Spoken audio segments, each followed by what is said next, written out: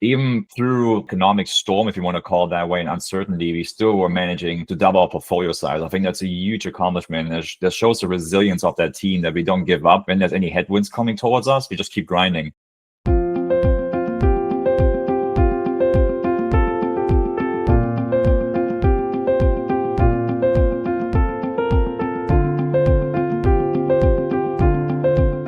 Hi guys, welcome to our latest webinar. My name is Benny Karras, and I'm here with my partners Matthias and Tim. And for today's webinar, we want to reflect on the year. We are really excited to share about our accomplishments this year. We had deals, we had growth, lessons learned, and we want to touch on where we're headed. Right, what does 2026 look like for WCG Investments?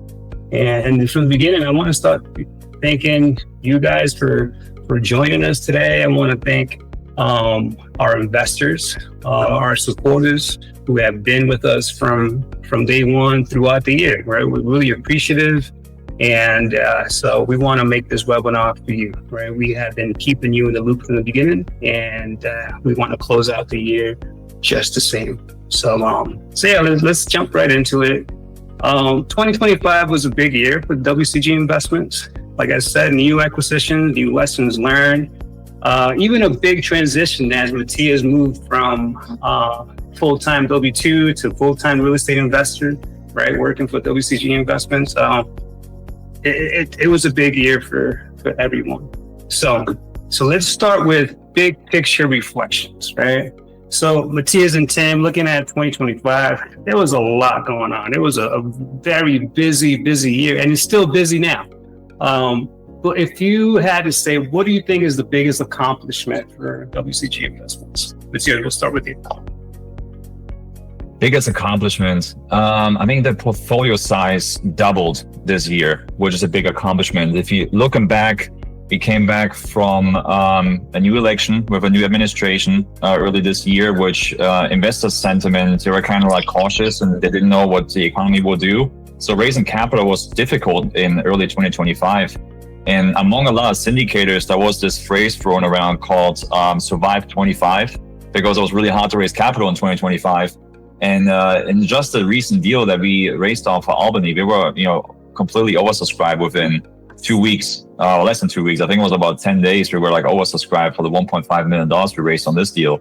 That was a huge accomplishment. And then, even through like the, economic storm, if you want to call it that way, and uncertainty, we still were managing to double our portfolio size. I think that's a huge accomplishment. That shows the resilience of that team, that we don't give up when there's any headwinds coming towards us. We just keep grinding. I think that's big for me.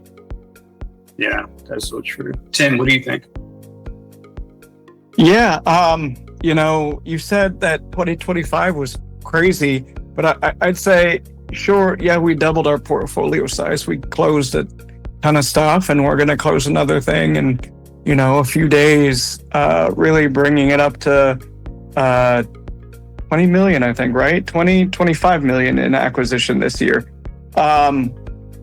So like, yeah, that's a ton, but what has been great is that it hasn't felt like it was chaos and like, scrambling and figuring things out. I mean, the more we do this, the better we get, and the better our systems are, and the more it's just like, okay, this is part of the job. This is what we do. When stuff happens, it's like, oh, well, that sucks, but like, we've done this before. We've had this before, and this is how we handled it before, and this is how we will handle it this time. And it has made it so it's been a lot smoother sailing overall. I felt a lot lower stress level this year than last year, and that's just indicative of how well we're doing, how much we're growing, and how it's just becoming natural. This is what we do. Yeah, I agree. From me, I think I agree with that. I think greatest accomplishment is a confirmation of what we're doing and what we're building, right? If I look back at 2025, we did have our first WCG retreat in Tennessee, right? The Smoky Mountains. And for me, that trip was a confirmation. I wouldn't say it was a turning point. I think it was more of a confirmation because that could have gone either way, right? We were roommates for a week, right? We shared a cabin, and we were supposed to create a webinar on this, but things just got a little busy. But that could have gone either way, right? That could have gone like a reality TV show. It could have gone like Super South. But instead, it was confirmation because we all got along well. Even, taking care of the cabin responsibilities, it was just a natural flow of things, right? And after that trip, we got more energized, and we knew that we were doing the right thing, and we were just excited to keep growing. So for me, an accomplishment is just growing this relationship, growing the business, growing, what we have going on. Our families, they vibe with each other, right? It's, this is more than just a company. This is more than just a business. We're creating a culture, and that's really exciting to me, right? So, yeah, I think 2025 was a good one. So, in terms of, is there anything that made you guys really proud of what we're building here? Anything during the 2025? Maybe a deal? Definitely. Just share with Forrest that we got a bridge repair was big. Getting that done because people got trapped during a bad storm over there. So it's definitely a feel-good moment. You have tenants coming to you and telling you that we do the right thing, and that also makes it's a business that we're running, right? So we always increasing rents to increase the value of the property and make our investors more money, but also the tenants get it. Like, okay, these guys come in, they're just not to take over and increasing rents and do no improvements. Now we always come in with improvements and then increase the rents. So I think in 2025 we paved 2 parks completely with brand new roads and did bridge repairs. We spent hundreds and hundreds of thousands of dollars this year in infrastructure repairs on our deals. That was planned for, obviously, when we got on a contract on those deals. So, and then getting the positive feedback from people is incredible. We always send out, Google, survey forms to our tenants, and there's usually no criticism. We always ask, what can we do better? What do you want to see? There's almost no feedback, which is good. Lack of criticism, is positive feedback in a sense too. So I'm really proud of that. I feel we have several tenants reaching out to saying, hey, you guys brought these new homes in that makes the park look much better.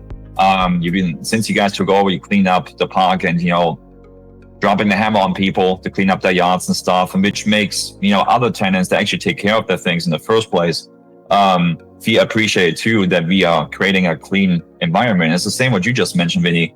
We have a culture with a WCG, and we want to translate that culture into our communities as well, with, the mutual respect, the cleanliness and so forth, good communication and all that stuff. And that's not easy to do, but it's good to see that feedback coming back from tenants telling us that they see in our efforts, being translated in a nice culture in the community. So I'm really, really proud of that. Absolutely. Tim, so you have been doing this for a very long time, right? And now this machine is getting oiled, right? And it's kind of like not because of Matthias, but it's kind of like a German engine, right? It's very oiled and efficient. Yeah, definitely not because of Matthias. I mean, it's very German-like. I don't know who on the team could be bringing that, but it's reminiscent of Germany, if you will. So to that point, anything that we're doing now that perhaps we were not doing a year ago? Oh, geez, a lot of things. So,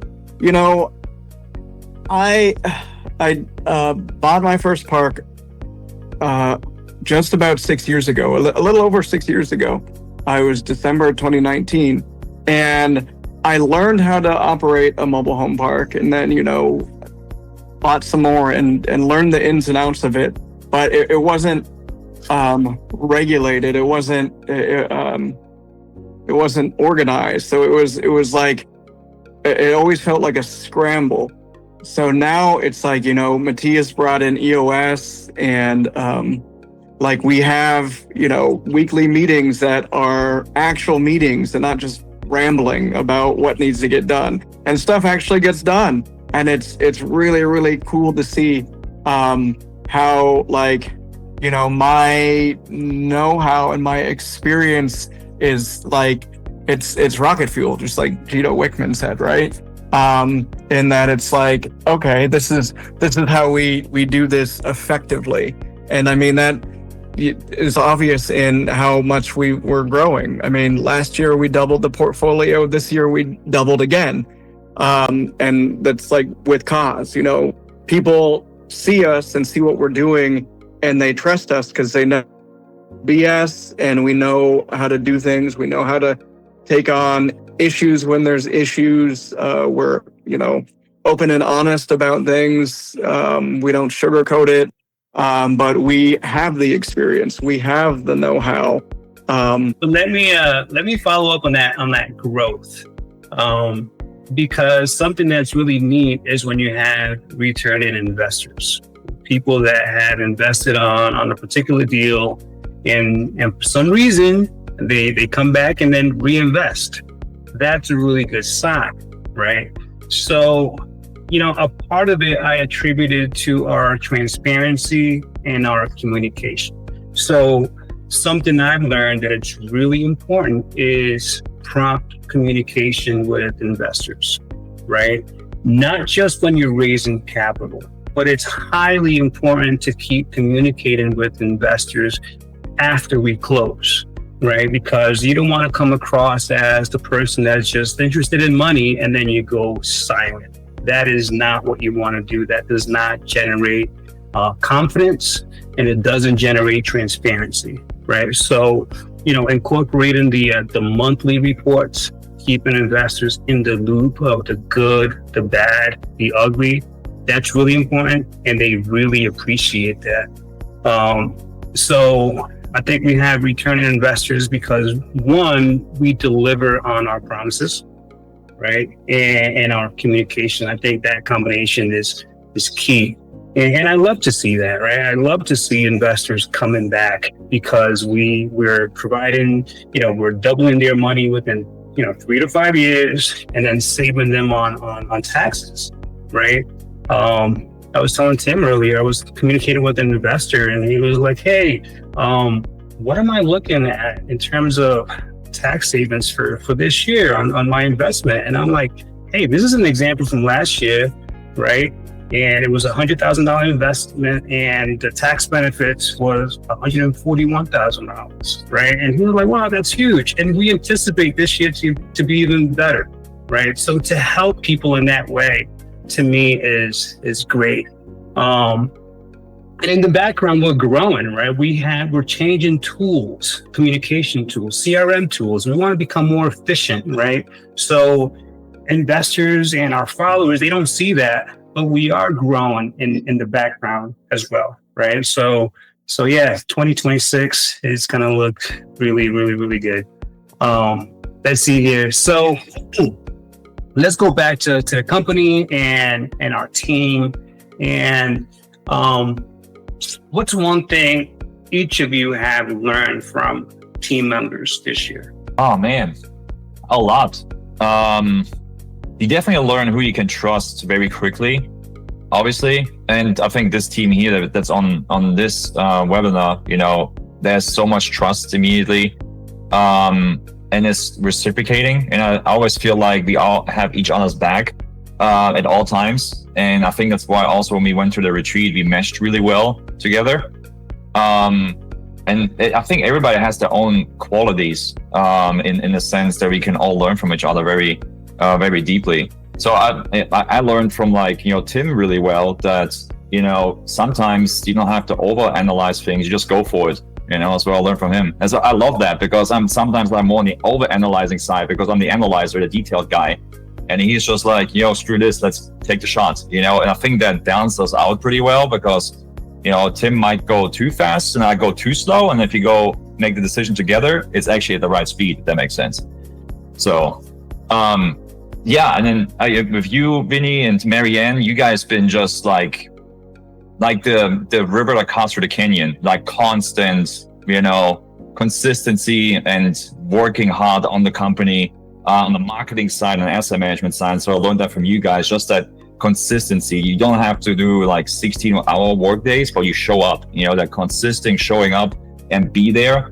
And then that professional representation that you guys are doing towards our investors. That's what I learned from you guys. It's really well, like very polished appearance. So that's what I learned from you, Vinny and Marianne. So yeah, really happy to, learn those things from you guys and, kind of absorb those strengths and learn from it. So I love that stuff.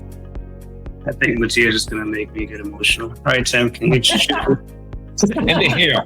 I think I need better hair. I think Vinny's haircut is definitely exceeding everybody's expectations.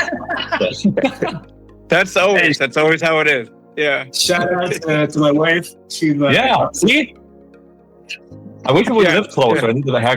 I need a haircut too. Consistency with always having the best hair. That's where you guys get. Yeah, I like that question. So, I've learned about you guys and, Marianne included and Tanya included, just like how well we mesh for sure, in Tennessee and everything. It's just like, okay, like this makes sense. Like this is why we continue to partner on deals. I had lots of other partners before and there were more one-offs or two-offs, but it's not the same camaraderie. What I'll also talk about is the other people in like our core group, like Carrie, Tori, Chaim, like it's the same kind of consistency, it's they keep showing up, they keep doing the work. And like, these are the people that we want to surround ourselves with, is that, everyone's kind of locked into that bigger vision, the 250 million assets under management vision. And it's like, we're all rowing in the same direction, and even more, there have been people that we have worked with this past year who don't row in the same direction of that vision. And that's totally fine too. It's just, we're not aligned in that same way. And, it's really cool to be in a place where we have cast this big vision, and the people who are attracted to it, the go-getters, the people who get shit done, and who continue to show up, we're attracting those rock stars. And for everyone who's not, we're repelling them.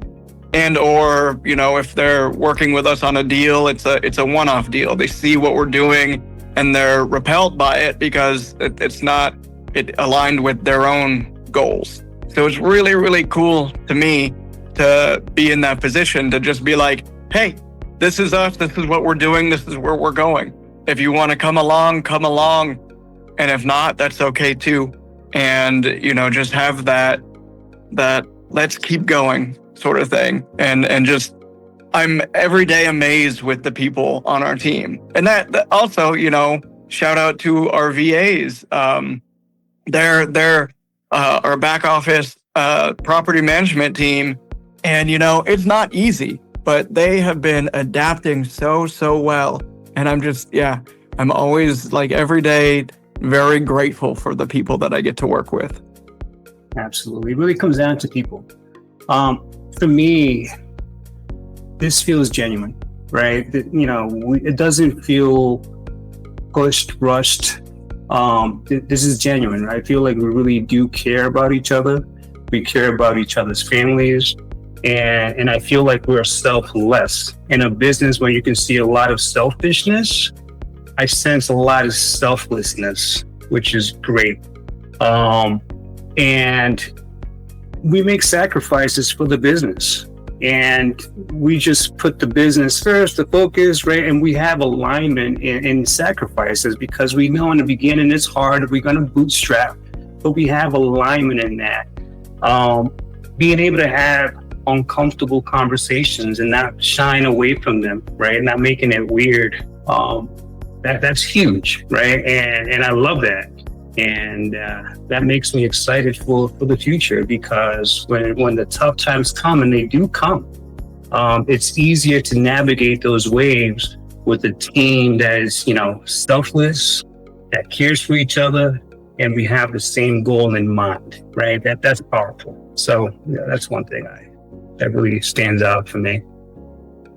I want to touch on something big that took place. Let's talk about Matthias leaving his W-2, because dude, you didn't have like a little job, you worked an entire life to get to that position, right? Can we talk about, let's talk about the role that you had, right? It was a really high up in that company, and how WCG Investments allowed you to fulfill that dream, because that's a dream for a lot of people, to leave their job and to focus on a business, and to focus on freedom, and to focus on something that's bigger than themselves. Let's talk about that a little bit.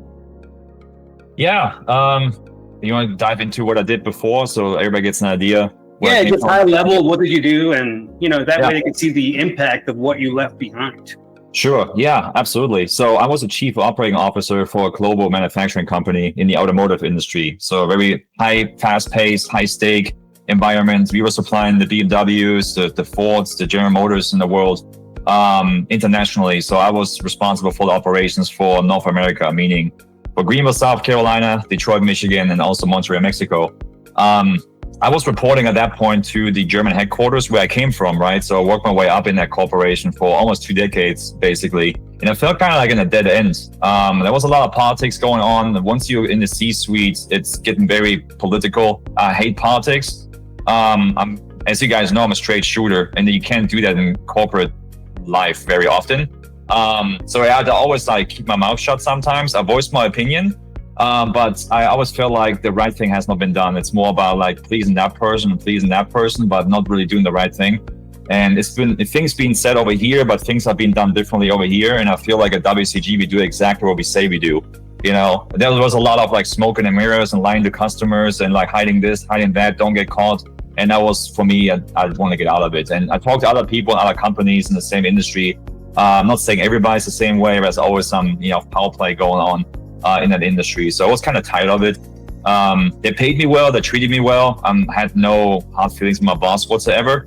But really, when I started back in 2021, I started real estate on the side. And my goal was, acting with the end in mind to be full-time in real estate at some point eventually. And I bought a duplex back then, refied our house to have the funds to buy a duplex. That's how the journey started. Did a fourplex after, and then jumped into commercial real estate where I met you guys. But what really for me the trigger was, there was a lot of late night conversation with my wife. When am I going to pull the trigger? And then we did our first indications, with the Spartanburg deal, 100 units early last year. We closed summer 2024, but I think we got a contract in March. That was the point where we were like, okay, I'm redlining my life right now. I have a full-time executive job, and then this is actually taken off right now. And it's exactly what we wanted. And there was I was 98% there, but the 2% were missing to actually pull that plug. And for me, it was the moment when when was this? In September last year, October maybe, when we all were in Clifton Forge, and with you guys, Vinny, Tim, Jen was there, and my wife Tanya was there, my son Miles. And then we did all the diligence, on the properties and stuff like that. We ran a contract for the Clifton Forge deal. And then we went to the outdoor train museum on a rainy day. And then you guys were playing with my son, and we were all having a good time. I was like, dude, this is what I want, man. My boss never really cared about my family, and we're not, each other's bosses, we're partners. But I felt like this was the moment where I said, this is it. That's what I want in my life. I want to have this genuine connection, even if that means a haircut pay-wise. I just want to have something that fulfills me. So on that day, I decided I'm going to resign. I resigned the next Wednesday when we came back home. So that was the pivotal moment for me, where I just saw you guys interact with my family. I interact with you guys' family. I'm like, this is so special. I'm building teams all my life, with the company I came from. And it's really hard to build a good culture. And that what we had instantly is so rare. I had to capture it. I just had to take the moment, take the opportunity. So that's how I got here. Yeah. No, I think it's beautiful. And that's why we're kind of thinking back about 2025. And that was a huge step.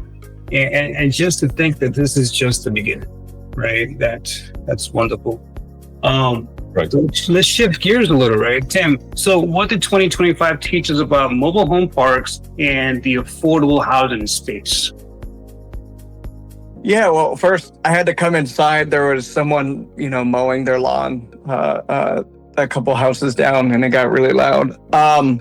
So everything that we've thought about affordable housing and mobile home park communities continues to be verified. There continues to be need. There continues to be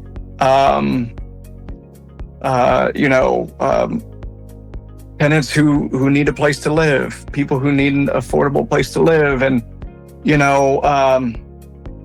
I always go back to what I heard a few people say who've been in the business a lot longer than me and who were more focused in, multifamily, single family, stuff like that. And it's always like, everyone says there's not enough housing, and there is enough housing. There's not enough affordable housing. And so, we are in the right place to serve all these people who need that affordable housing. And on the other spectrum, all the capital we raised this year, all the people, investors we've talked to, has just made it so it's, what we do differently is that we're able to cash flow. We're able to give investors returns day one. And not a lot of other asset classes are doing that. What we're also able to do is give them a ton of tax savings in the year that they invest. And same thing, man. It's like a cheat code almost. It feels like it's just the nature of our asset and the way that we buy things and the way that we operate things. It's just better than most. And so, yeah, it makes me very proud of what we're doing, and again solidifies that the big vision that we have is achievable. Something that took place this year that's big for everybody involved is the fact that we went from quarterly distributions to monthly distributions. That's huge, right? And in order for us to do that, we need to have really good underwriting, find the right deals, right? Because you can't do this with every deal. You have to find the right deals, and then you need to operate them well, right, to be successful. So I think that's something big that took place this year. Matthias, can you think about a lesson learned in 2025 and how that lesson will make us stronger for next year? Definitely. I think we bought a mixture of many different mobile home parks this year, all tenant-owned homes. Some are heavy park-owned homes, some are 50-50, 60-40 mixture of both. What I can definitely see as lessons learned, which tightens my underwriting up, is when we have a heavy POH park-owned home ratio in our parks that we're buying, we definitely have to consider more turnover right out the gate. We talked about this just recently, that even when we are on a contract and due diligence is over, there might be another 45 days until we close. And then usually the seller stops carrying, and then there's a huge vacuum right after the fact. And we always have bad debts and vacancy loss, we're underwriting, but I'm going to tighten this up even more and be even more conservative because we've seen a lot of turnover. Even the people that remained in the park, and they were non-paying, non-performing tenants because there were bad tenants placed by the seller, and then we actually have to go in and to create another vacuum and then fill them up. We got pretty efficient with filling spots up really fast. And just in the last 2 weeks, we in that one park we filled up 5 units we sold rent to own. So that's pretty quick. Actually selling them over long-term rent to own contracts. So that's quick. But we want to make sure we have enough reserves in place for future deals, which we had in that deal too. We always have reserves in place. We just want to make sure if it's super high POH, park on home ratio, that we have enough runway for year one pro forma until we're actually reaching a full occupancy or stabilized occupancy, meaning that we don't really hit full occupancy, full stabilization in a sense until mid-year one, maybe even year two, depends on the market. So I think that's the toughest thing that we learned. But again, it's just more of a fine-tuning thing, because it's not like we didn't have it on the radar. It's more about a thing it's tighten us up a little bit more and be more conservative in the future, just to make sure we can meet the expectations to our investors, obviously. So yeah, I think this is the biggest one.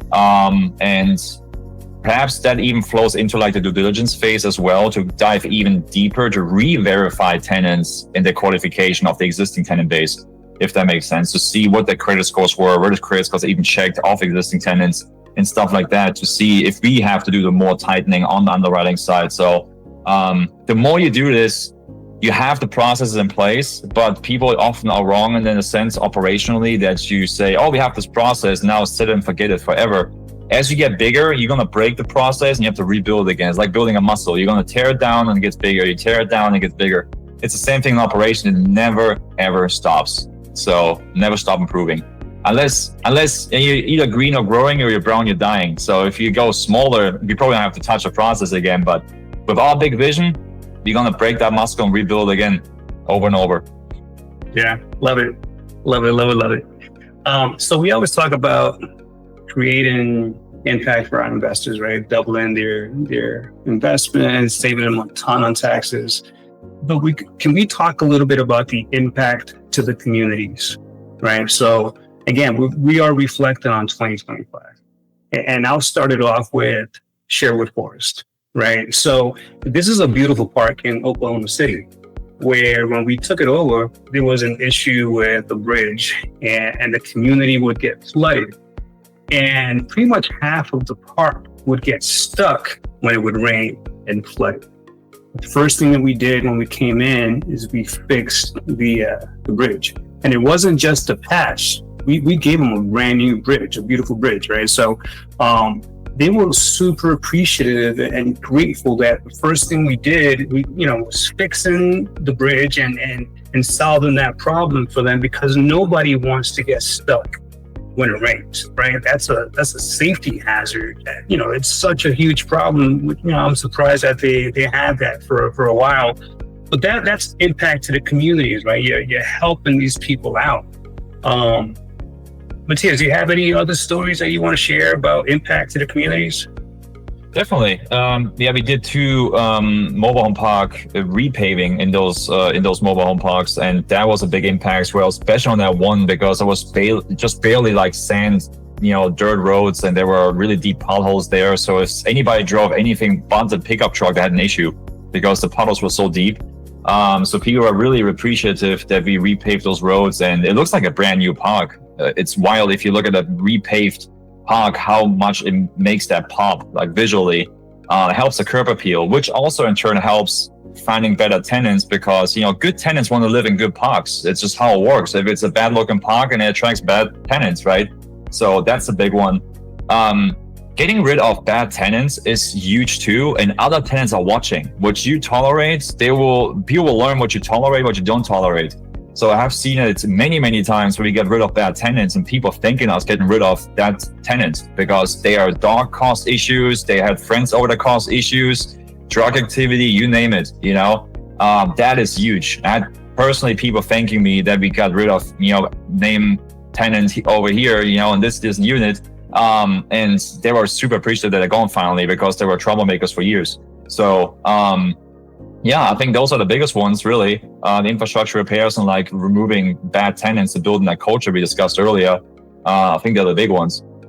That's awesome. Tim, let's shift gears and let's talk about vision, right? Let's vision for 2026. What is one thing that WCG Investments is going to double down on in 2026? Buying more parks. Why break the mold? We're doing something, we're good at it. Let's keep doing it. But on a serious note, so our big vision for 2026 is to acquire 55 million in assets in mobile home parks throughout the year, and start 2027 with $100 million assets under management. It's a big goal, but that's what we like to do. We shoot for those really big goals. And, we're working on a few things that, we've broken it down. It seems crazy. It's definitely, that's more than we have right now, right? But it also seems very doable, especially with the deals that we're going after nowadays. This Albany deal closing at 2.67 or whatever. It's 2.72, I think. We're not doing smaller deals like this anymore because it kind of gets in the way of this big vision. So, yeah, it's that thing that seemed crazy until you're there and doing it. And it's like, oh, this isn't as crazy as I thought in my head. It's just bigger numbers, working with bigger players and, taking down bigger deals. The principle's the same, get in there, improve the communities, run them better than they were before, get great returns to investors, and make nicer places to live for people. So whether that's 30 units or 300 units, it's still the same. It's interesting how that works, right? It's a mindset thing. In the beginning, the number's a scary thing, the big number. But now we get excited when that number gets bigger, right? Yeah. It's very interesting.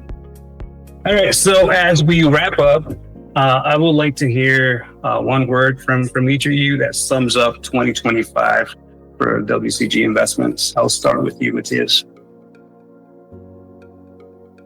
Momentum. That's good. You got one word. Anything else? No. That's yeah. I think that's big, like momentum. We picking up a lot of momentum. It's like this big locomotive, like this train that gets faster and faster. And I think that thing is in motion now. And, watch out, everybody. We're coming. We're not stopping. Awesome. Tim. Look, I was going to pick momentum too. I need to look at the thesaurus right now. I mean, this is not fair. This is crazy.